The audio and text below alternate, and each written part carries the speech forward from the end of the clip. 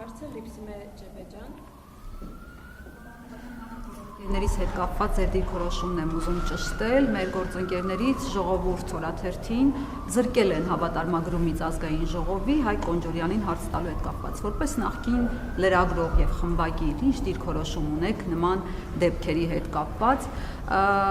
Հաջորդը դուք 2019-ի օգոստոսին Ստեփանակերտի հրապարակում ձեր հայտնի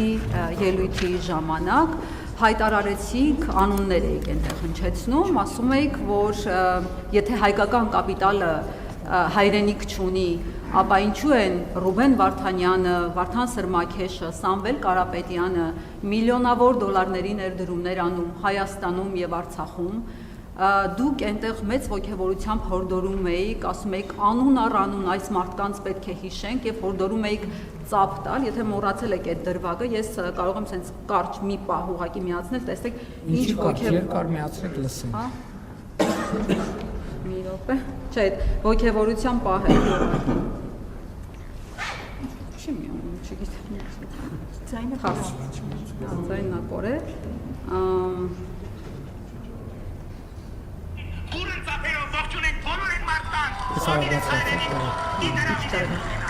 Շատ արագացեք լավելի բան։ Եվ որ կարճ դեպի գործընկերներս էլ հասցնեն հարցան, այսպես բուրըն ծափերով ասում եք ողջուն եք։ Ավարտեցիք եք ուզում ասել։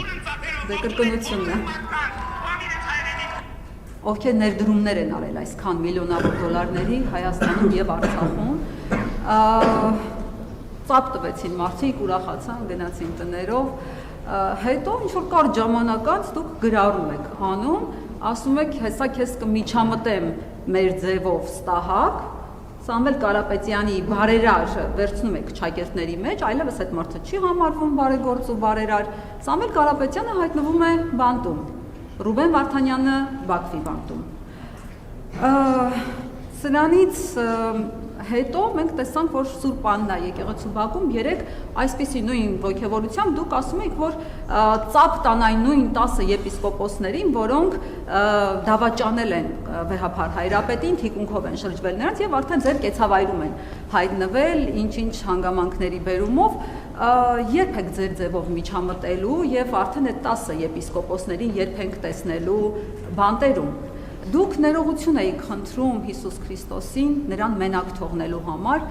երբեք ներողություն խնդրելու, ավելի ճիշտ ոչ թե ներողություն խնդրելու, այլ այս դեպքում պատասխանատվության ենթարկվելու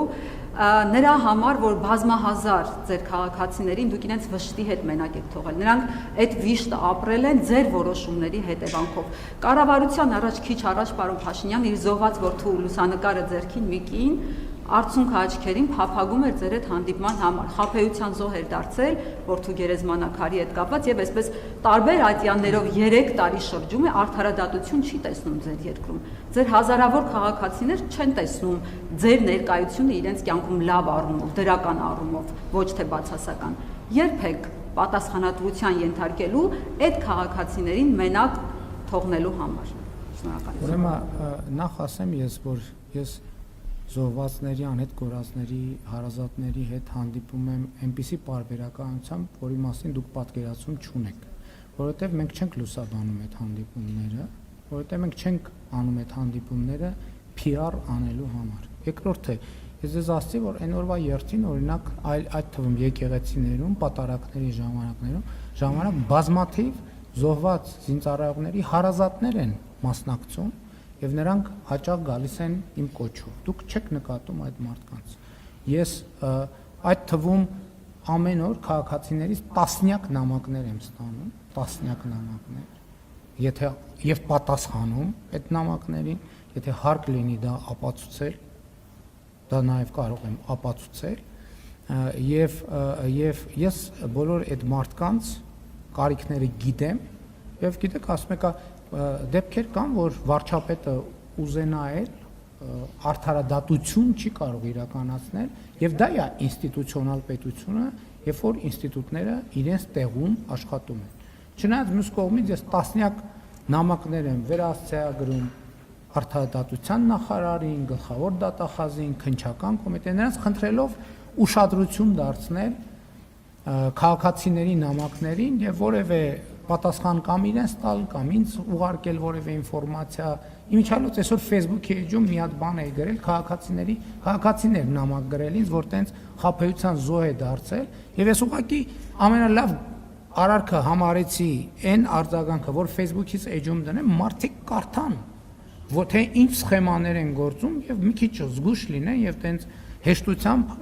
չտրվեն վստահության, որ փողեր փոխանցեն, երկու անգամ 1000 դրամ ստանան, հետո դրա դիմաց միլիոններ փոխանցեն ու խնդրի առաջ կանգնեն։ Ինչ վերաբերում է մնացած խնդիրներին, ես նկատի ունեմ ամեն օր, բառացիորեն ամեն օր, ես տասնյակ քաղաքացիների նամակների եմ պատասխանում։ Ես առավոտյան ժամը 5-ին արթնանում եմ ամեն օր եւ իմ առաջին գործը ամեն օր տեսնել, թե քաղաքացիները ինչ նամակներ են գրել ինձ եւ ես հաղորդակցության մեջ եմ, այդ թվում զոհվածների ընտանիքների հետ, այդ թվում քաղաքացիների հետ, խաբեության զոհ դարձածների հետ։ Ես չեմ կարող ասել, որ նրանց բոլոր բարձրացրած հարցերին լուծում տալիս եմ, որովհետեւ հարցեր կան, որոնց լուծման հեղինակը առաջնային ես չեմ, բայց որ ես ինձնից կախված անում եմ, որպեսզի մարդիկ մարդկանց հարցերը լուծում ստանան։ Օրինակ կան ընտանեկան խնդիրներ, որ վարչապետը ինչ գործ ունի ընտանիքի ներսում տեղի ունեցող իրադարձության։ Մի տուն ունեն, երկու աղբեր չեն կարող կիսեն։ Լավ, վարչապետը պետք է գնա մեկ էլ սկսի տներ կիսելով զբաղվել։ Ես կարծում եմ, որ ոչ։ Ինչ վերաբերում է իմ ելույթին, գիտեք, այդ ելույթը հայտնի է հրապարակային, ես դրան բազմիցս անդրադարձել եմ, բայց իմիջիալոց ասեմ ձեզ, շատ լավ առիթ տվեցիք։ Այդ ամեն ինչը ես այդ թվում ինչի համար էի ասում։ Այդ թվում նրա համար, որ հավատում էի, որ ահա Հայաստանում տեղի են ունեցել քաղաքական վերափոխումներ, ժողովրդավարություն եւ կարելի է ազգային նպատակների շուրջ համախմբել Սփյուռքի ներուժը։ Հետո Սփյուռքի ներկայացուցիչները իրանք ինձ ուշադրություն հրավիրեցին մի փաստի վրա։ Ասցին այդքան, որ ասում ենք Սփյուռք։ Եկեք նայենք, ես բառացիորեն հենց Սփյուռքի ներկայացուցիչն է ինձ։ Ես հետո դրա մասին խոսել եմ հրապարակայինորեն, բայց իրանք են ուշադրությունը հրավիրել։ Եկեք նայենք 92 թվից մինչև 2018 թվականը Հայաստան համահայկական հիմնադրամը առանցքային ինստիտուցիոնալ օղակն է Սփյուռքի հանգանակությունները հավաքելու։ Ինչքան է հավաքել եւ Հայաստանում ինչքան ներդրում է արել։ Հետո պարզվեց, որ այդ ամեն ինչի իրականում մեր բոլորի մոլորությունն է։ Կա տնտեսական հետաքրքրություն, կլինի ներդրում, չկա տնտեսական հետաքրքրություն, չի լինի ներդրում։ Իսկ ինչ վերաբերում է ձեր նշած բարերարին, այդ նշած բարերարը թող էլեկտրաէներգիա ապահովել։ Այդ իմը ասած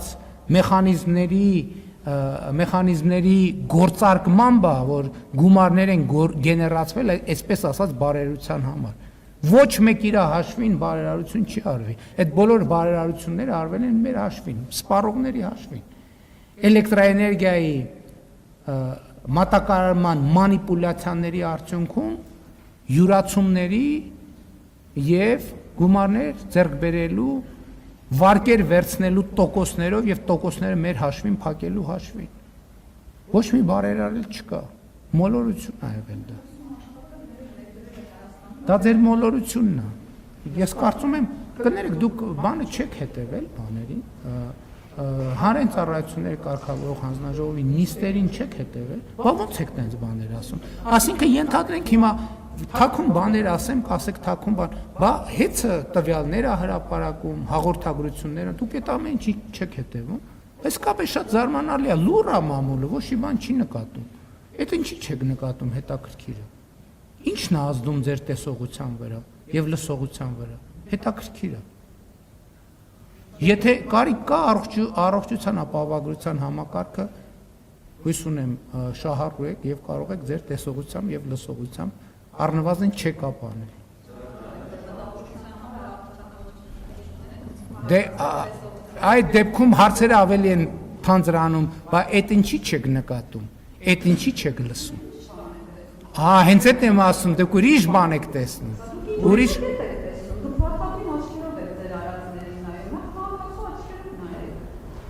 Ընդհանրապես 15 րոպե մնացել միջ ավարտը եւ 6-ից ավելի գործընկերներ ունենք։ Սա նշանակում է, որ որոշների բացերը չեն հնչում, որովհետեւ մյուսները մարդը չեն բախում։ Ես ներողություն եմ խնդրում։ Այլ գրանցողներից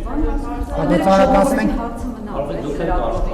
եք պատասխանել։ 14 րոպե ունենք, որից հետո պետք է Հարցին է խնդրեմ Ժողովրդի կպատասխանեք, հարցը որ ո՞րն է։ հավատարմագրույց զրկել են որպես լրագրող։ Դե ես կարծում եմ, եթե զրկել են, դրա համար հիմքեր կան։ Ի վերջո դա բանի հարց չի, դա իրավական գործընթաց է, եթե իրավական հիմքեր չլինեին, չէին անի։ Ես չգիտեմ, մանրամասներ չգիտեմ։ Եթե արել են, ուրեմն հիմքեր կան։ Եթե հիմքեր չկան, դատական կարգով թող բողոքարկի։